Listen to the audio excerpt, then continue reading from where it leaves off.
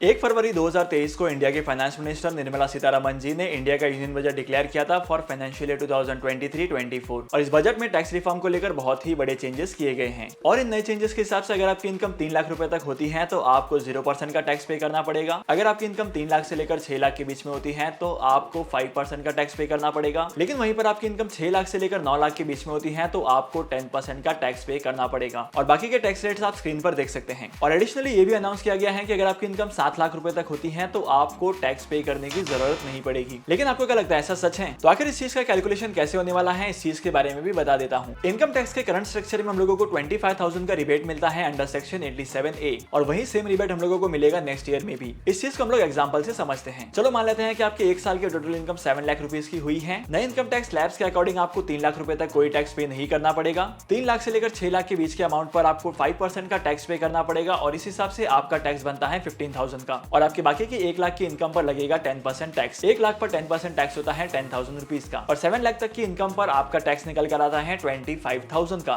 लेकिन इस financial year में भी आपको 25,000 का टैक्स रिबेट मिलेगा अंडर सेक्शन 87A। तो इस हिसाब से आपके 7 लाख की इनकम पर हुआ 25,000 का टैक्स। लेकिन एज पर सेक्शन 87A आपका 25,000 का जो टैक्स है वहां पर आपको रिबेट मिलेगा। तो इस हिसाब से आपकी टैक्स लायबिलिटी होती है 0 रुपीज की। तो अगर आपको इस वीडियो का कंटेंट वैल्यूएबल लगा है तो इस वीडियो को लाइक करना और ऐसे ही कंटेंट के लिए बुल स्मार्ट को फॉलो करो।